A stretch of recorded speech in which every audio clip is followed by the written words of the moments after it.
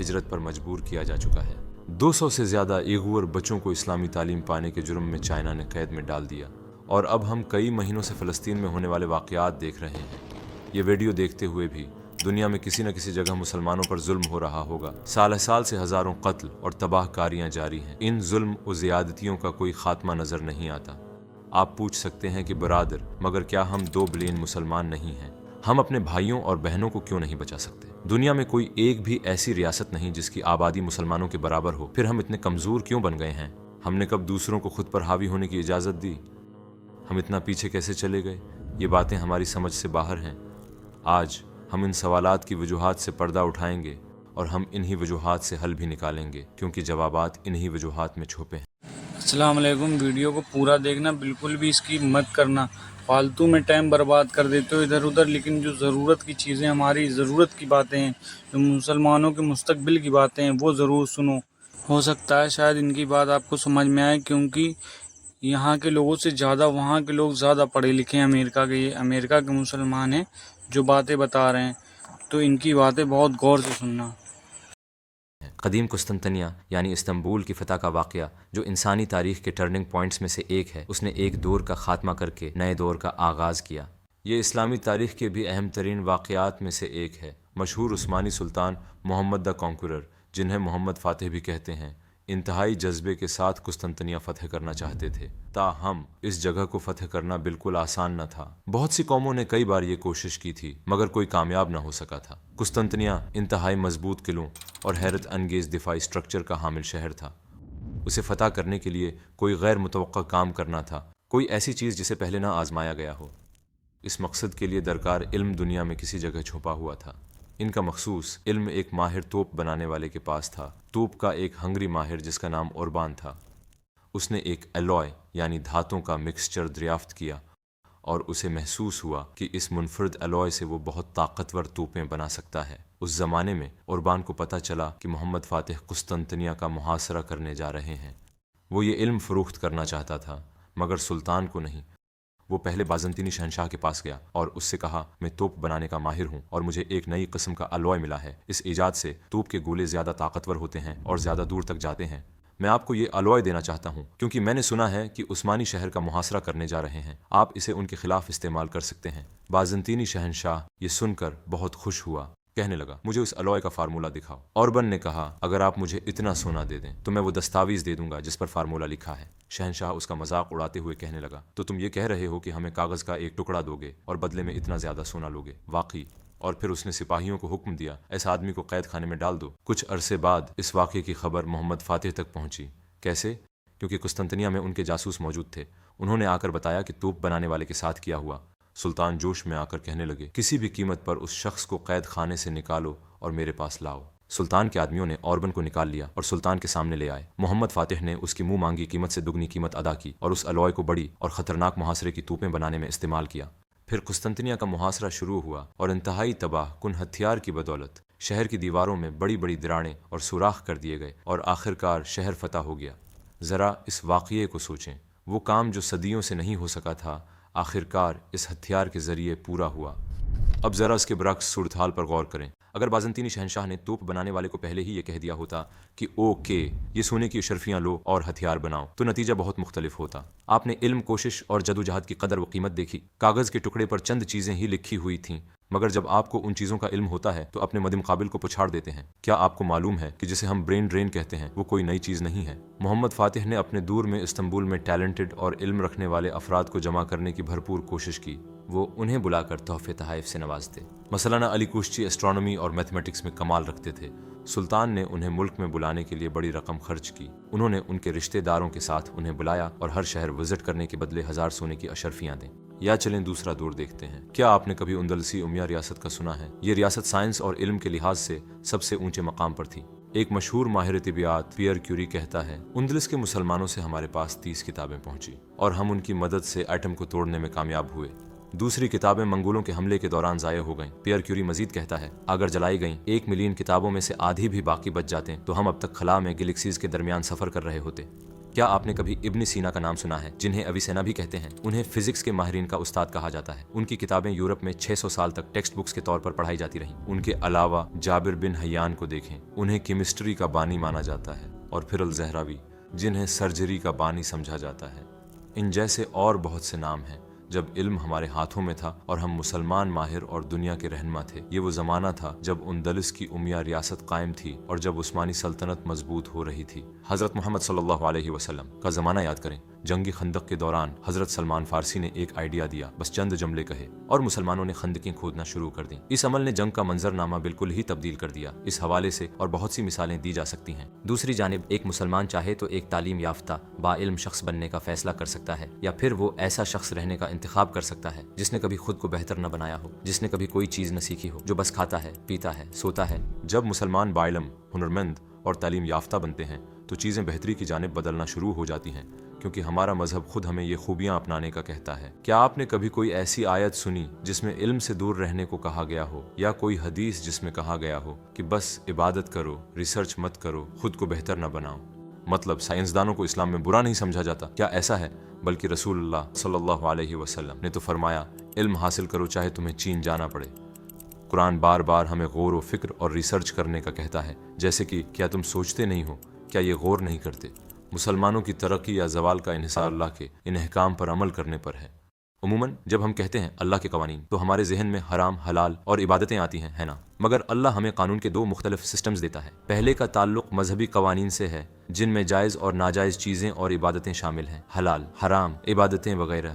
دوسری قسم کے قوانین وہ قوانین ہیں جو اللہ نے کائنات کی تخلیق میں طے کر رکھے ہیں، جنہیں سنت اللہ بھی کہتے ہیں۔ پہلی قسم کے قوانین پر عمل کرنے یا نہ کرنے کا نتیجہ ہم مرنے کے بعد پائیں گے، مگر دوسری قسم کے قوانین پر عمل نہ کرنے کا نتیجہ براہ راست اسی دنیا میں ملے گا، اور نفع بخش علم کو اہمیت دینا انہی قوانین کا ایک حصہ ہے۔ تو مسلمانوں کی حیثیت سے وہ کون سے بنیادی قوانین ہیں جن پر عمل نہ کرنے کی وجہ سے ہم اپنی زندگیوں میں کمزور ہو جاتے ہیں؟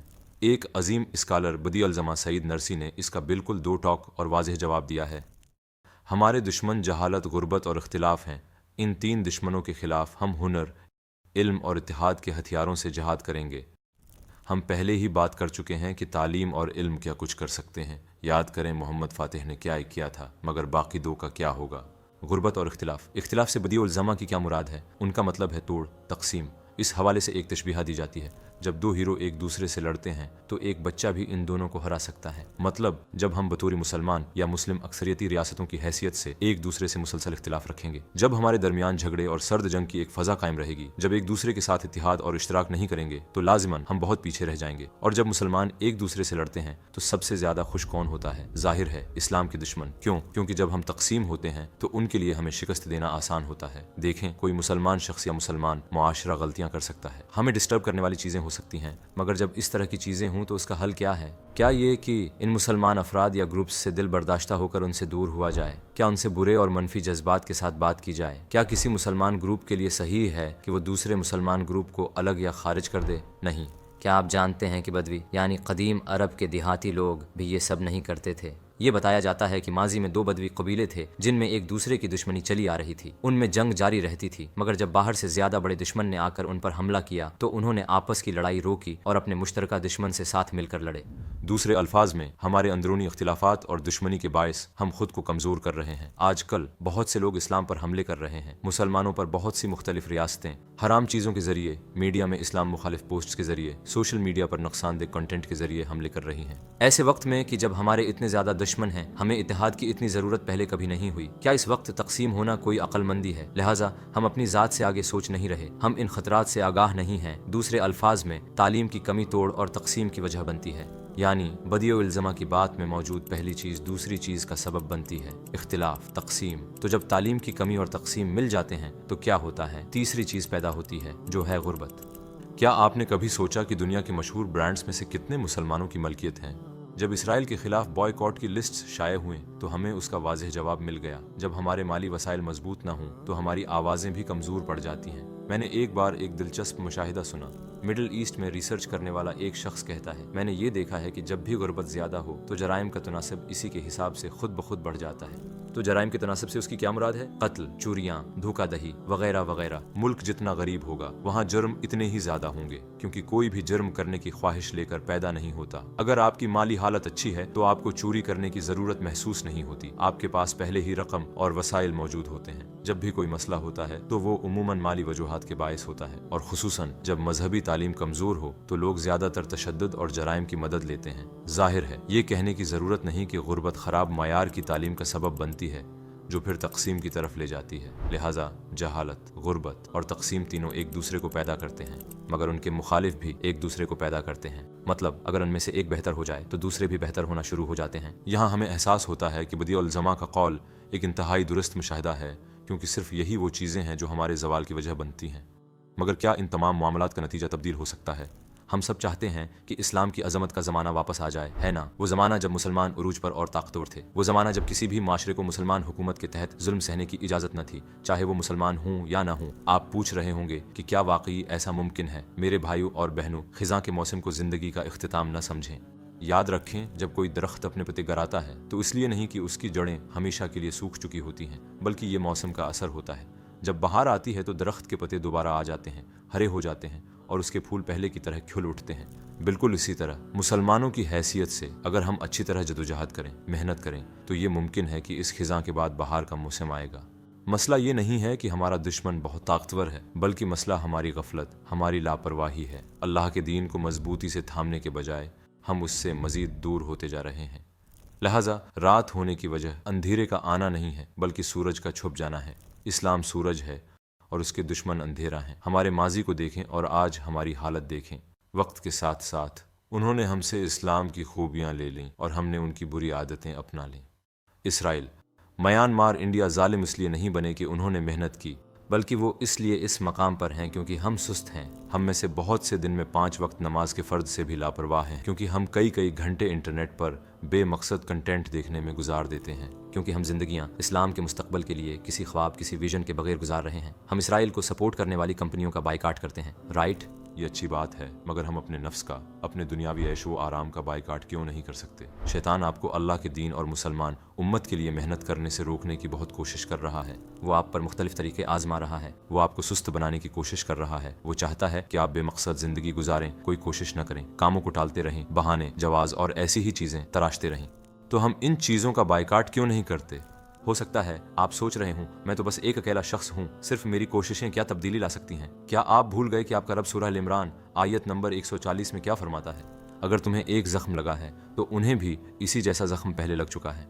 ये तो आते जाते दिन हैं जिन्हें हम लोगों के दरमियान बारी बारी बदलते रहते हैं, ताकि अल्लाह ईमान वालों को जांच ले और तुम में से कुछ लोगों को शहीद करार दे, और अल्लाह जालिमों को पसंद नहीं करता। इस आयत का मतलब है कि जीत और हार के दिन एक दूसरे के बाद आते रहते हैं, और इस तरह मजबूत ईमान वाले कामयाब मुसलमान पैदा होते हैं। लिहाजा अल्लाह का सिस्टम आपकी सोच के मुताबिक काम नहीं करता। आप कोई भी चीज़ फौरी तौर पर तब्दील नहीं कर सकते। अगर हम ज़रूरी कुर्बानी, सब्र और कोशिश दिखाएंगे तो अल्लाह हमें बुलंदी अता कर देगा, वो हमें कामयाब कर देगा। अल्लाह ही है जो कामयाबी अता करता है। मगर सिवाय एक छोटे से ग्रुप के हम इतनी कोशिश नहीं कर रहे कि उसके हकदार बने। जब आप रात को तकिए पर अपना सर रखें तो आपको ये कहना चाहिए, अल्हम्दुलिल्लाह, आज मैंने इस्लाम की खिदमत के लिए ये किया। आपको इन अल्फाज में दुआ मांगनी चाहिए, आए मेरे अल्लाह, मेरे आने वाले कल को मेरे आज से बेहतर बना दे।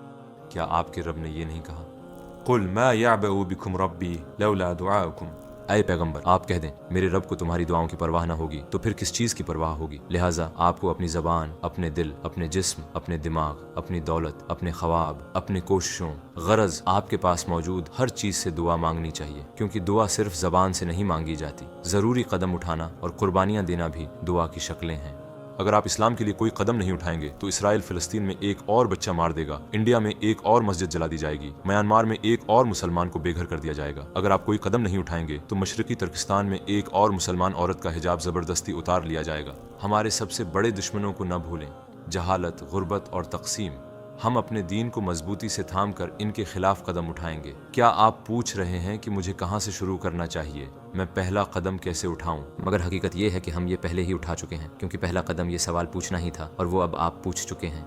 ये बजाते खुद एक कामयाबी है। फिर दूसरा कदम ایک ہدف طے کرنا ہے۔ اگر آپ اپنے لیے کوئی ہدف طے نہیں کریں گے تو چاہے آپ کسی کام کے لیے کتنا ہی جوش اور جذبہ رکھتے ہوں، آپ کی موٹیویشن صرف ایک ہفتہ ہی برقرار رہے گی۔ کیا آپ کی دلچسپی کا کوئی شعبہ ہے تو پھر اس میں ایڈوانس لیول حاصل کریں، وہ مقام پانے کی کوشش کریں جہاں اس شعبے میں لوگ آپ کو ایک مسلمان ماہر کے طور پر دیکھیں۔ کیا آپ کے پاس کسی چیز کا ٹیلنٹ ہے، اسے اسلام اور مسلمانوں کے لیے استعمال کرنے کا راستہ نکالیں۔ کیا آپ کے بچے ہیں، ان میں اسلام کی محبت بھرتے ہوئے ان کی پرورش کریں، انہیں اپنا دین سکھائیں۔ کیا آپ کے دفتر، اسکول یا پڑوس میں غیر مسلم دوست ہیں، یا آپ کے آس پاس ایسے مسلمان ہیں جو دین پر عمل نہیں کرتے؟ اپنے دین کو بہتر سے بہتر سیکھیں اور اس پر عمل کریں۔ اپنی باڈی لینگویج، اپنے انداز، اپنی پوری زندگی کو اسلام کا نمونہ بنائیں۔ مثلا اپنے دین کو زیادہ بہتر طور پر سیکھنے کے لیے ہدف قائم کریں۔ اگر آپ کم وقت میں اسلامی علوم میں بہت بڑی بہتری لانا چاہتے ہیں تو آپ ہماری مرتب کردہ ویڈیو سیریز سے فائدہ اٹھا سکتے ہیں۔ دوسرے الفاظ میں، آپ جو بھی ہیں، جہالت، تقسیم اور غربت کے خلاف کچھ کریں، اور جب وقت آ جائے تو اسلام کی اہم شخصیات کو ابھرنے دیں جو حالات کو بدل دیں گی، اور ان کے پیچھے ان لوگوں کا ایک عظیم ہجوم ہوگا جو اسلام کے مطابق زندگی گزارتے اور اس کا تحفظ کرتے ہیں اور ان نیک لوگوں میں شامل ہو جائیں۔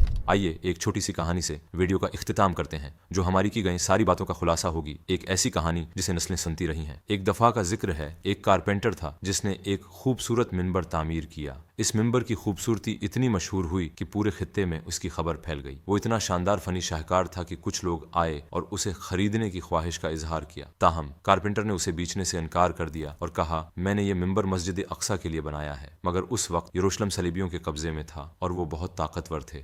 اس کا جواب سن کر وہ لوگ کہتے، تم خواب دیکھ رہے ہو، یہ مسجد اقصی میں کیسے لگ سکتا ہے جبکہ یروشلم صلیبیوں کے قبضے میں ہے؟ کارپینٹر نے کہا، میں ایک کارپینٹر ہوں، میں ایک منبر ہی بنا سکتا ہوں، یہ میرا فرض ہے، اور جب وقت آئے گا تو کوئی کمانڈر اٹھے گا اور وہ یروشلم کو فتح کرے گا جو اس کا فرض ہوگا۔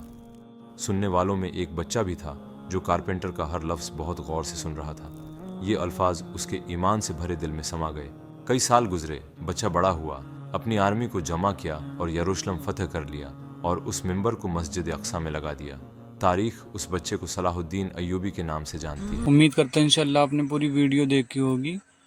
جو آج مسلمان پریشان ہیں اس حال میں، اس کے ذمہ دار صرف اور صرف وہ مسلمان ہیں جنہوں نے فتنے پھیلائے اور جنہوں نے ہوس اور پیسوں کے چکر میں، اپنی لالچ کے چکر میں، اپنے فائدے کے چکر میں انہوں نے پوری نسلیں برباد کر دی، مسلمانوں کی پوری نسلیں تباہ اور برباد کر کے رکھ دی۔ تو اگر بھائی ویڈیو آپ کے دل اور دماغ میں اترا ہو تو فتنوں سے بچو اور اپنے بچوں کو قرآن کو ترجمے کے ساتھ پڑھاؤ، دنیاوی اور دینی دونوں تعلیم دو، جتنا ہو سکے اتنا پڑھاؤ۔ اور بھائی ویڈیو کو لائک کرنا اور شیئر کرنا بالکل نہ بھولیں اور ہمیں سپورٹ کریں۔